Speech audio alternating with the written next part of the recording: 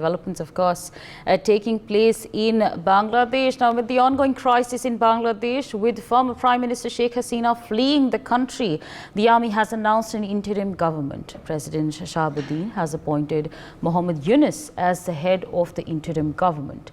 An entrepreneur, banker, economist and civil society leader, Nobel Laureate Muhammad Yunus is one of the famous faces in Bangladesh. His work on alleviating poverty has won him a Nobel Prize in 2006. Born in 1940 in Chittagong, he has a PhD in economics and returned to his hometown in 1972.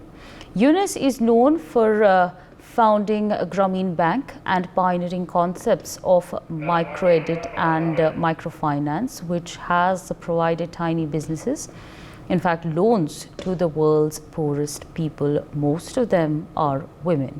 He is also known as banker to poor.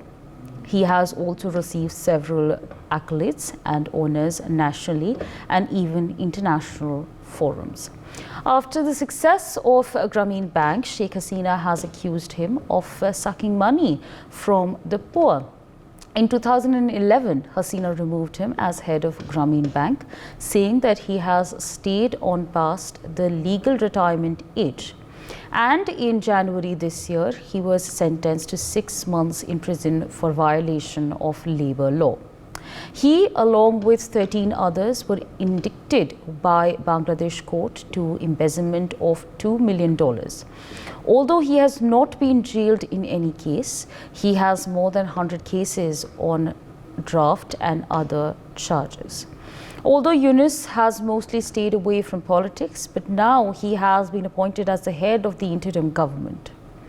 These are, of course, some details on Muhammad Yunus, but let's also take a look at some more details that we have for you, giving you a better understanding on who exactly he is as a person, what exactly has he done, and just giving you an understanding on him as a person. So again, we have the details over here on Muhammad Yunus. He was born in 1940 in Chittagong in Bangladesh. There's a picture over here for you, or a young picture of Muhammad Yunus. Now, next point that we have over here is, of course, the fact that he earned a PhD at the Vanderbilt University in the United States of America. These are, of course, the details that we have over here for you as far as his past is concerned. Established the Grameen Bank in 1983 to offer small loans to entrepreneurs. So again, this is a very significant, a very significant point there. He won the Nobel Prize in 2006 for his work in microcredit. There is, of course, another very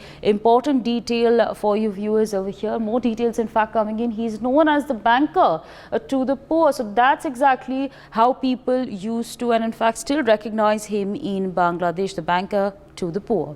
That's, of course, a detail that we have over here for you. In 2007, he announced plans to form a political party. So there were, there was, in fact, this picture over there for him to enter politics. But in 2008, Hasina's government launched investigations on him.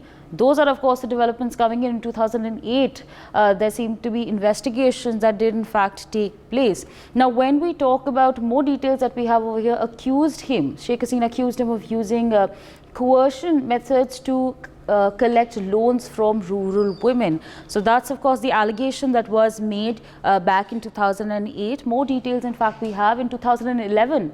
Hasina's government began scrutinizing Grameen Bank's operations. So that's, of course, the development that did, in fact, take place in 2011. Again, just a couple of years, roughly 3 years after she had accused him of that. Now, in 2013, he faced trial for allegedly accepting funds without government approval.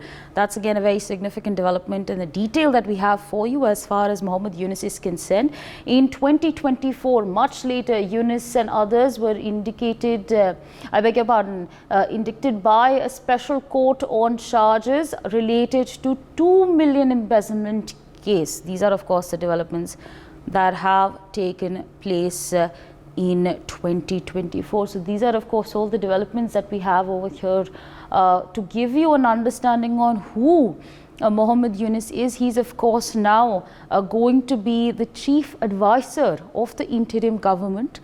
Given you an understanding on him, economist, entrepreneur, formed in fact the Grameen Bank, and again we saw the significant developments that took place in 2011 where he was accused. So there of course the details that we have for you as far as Muhammad Yunus is concerned. Again born in 1940 in Chittagong, he has a PhD in economics. Those are of course pictures of him from when he was younger, and these are of course the details that are coming in. Now remember viewers, the situation in Bangladesh is not getting any better at this point of time. What we are learning is that there is a lot of vandalism, a lot of looting that is taking place.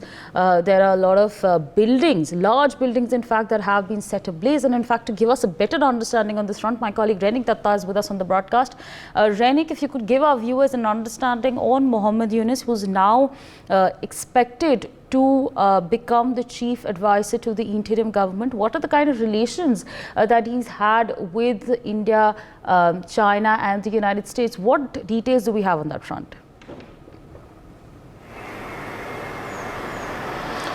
एकदम देखिए, अभी शेख हसीना का resignation के बाद एक ही सवाल था कि ये बांग्लादेश में इंटरिम्स गवर्नमेंट में कौन सामने आएगा, किसका चेहरा सामने रखते हुए ये इंटरिम गवर्नमेंट फॉर्म होगा। और इसी सिलसिले में कल रात 11 बजे तक एक मीटिंग हुआ गणभवन में, बांग्लादेश का गणभवन में, जिस मीटिंग में बांग्लादेश का जो प्रेसिडेंट वो खुद मौजूद थे। वो प्रेसिडेंट के मौजूदगी में और उसके साथ साथ ही जो तीनों प्रधान हैं, तीनों सेना का प्रधान, आर्मी का प्रधान है, उन लोगों के साथ जो छात्र संगठन है, ये छात्र संगठन का 13 मेंबर उधर मौजूद था, जिसमें ढाका यूनिवर्सिटी का लॉ डिपार्टमेंट का प्रोफेसर आसिफ नजरुल वो भी खुद मौजूद थे। और उनके तरफ से ही ये प्रपोजल दिया गया कि ये जो ये इंटरिम गवर्नमेंट जो तैयार किया जाएगा, इसका चीफ एडवाइजर रूप पर मोहम्मद यूनुस को रखा जाए। और ये प्रपोजल जो था, ये प्रपोजल को छात्र संगठन की तरफ से देने के बाद ही प्रेसिडेंट की तरफ से और आर्मी की तरफ से इसके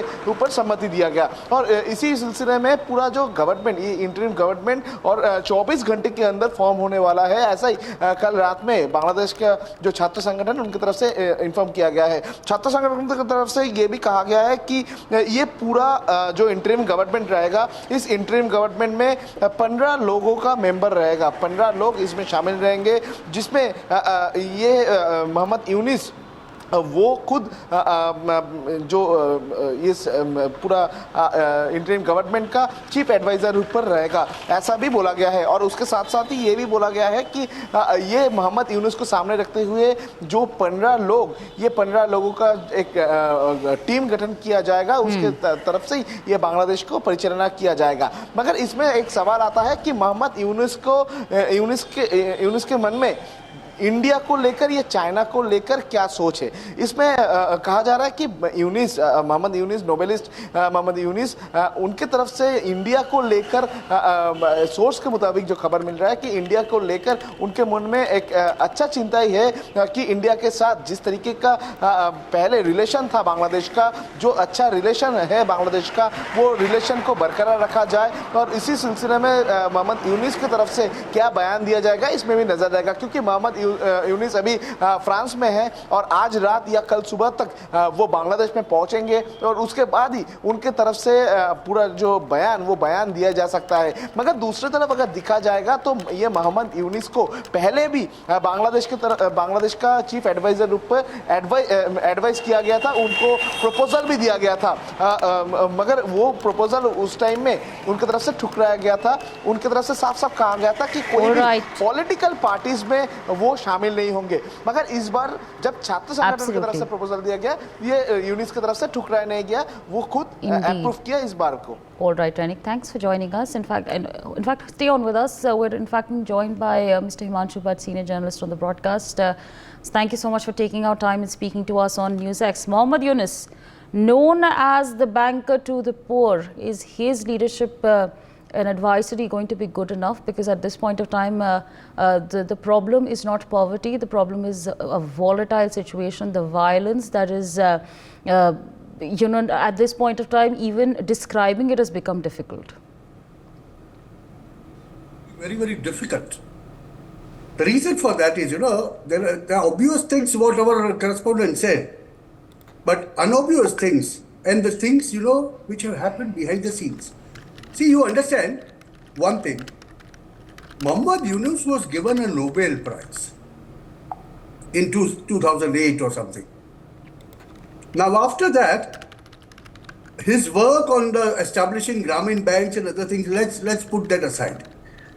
See, there are two parallels which I foresee. During the UPA time in Bharat, India, there was NSC headed by Sonia Gandhi.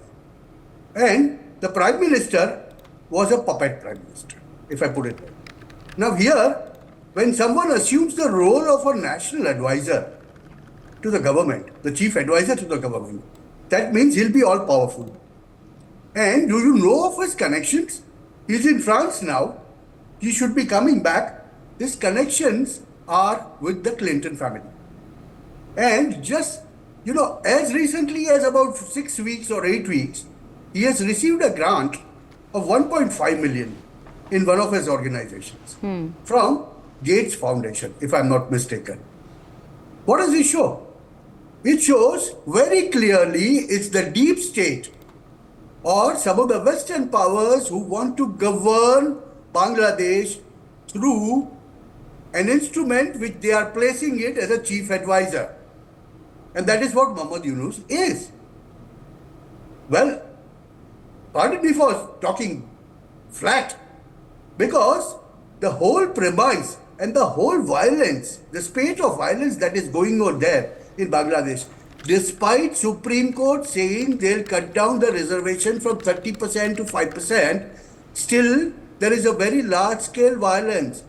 And if you see the videos, if you believe the sources that are giving out the news, you cannot have a 45-year-old students ransacking the places. Yeah. It's not those students. It's some of the elements that want to topple the government, which topple the government, is on play. And that's done on the behest of certain sections of CIA, I would put it. It looks like that, what we are gathering the information, the first impressions are that. The entire plan was hashed up somewhere in London by Khalida Zia. Khalida Zia has just been released from the jail. Her son is in London. He had hashed up this plan with the ISI. That's what they say. That's why this Sino-Wahhabi leftist. They are all in cahoots, and which is working for them. And if you look at all these scenarios that are developing there, a large-scale vandalism, large-scale destruction of minorities, that is what we are looking at. And that is what Bharat must be, India must be, so much worried about.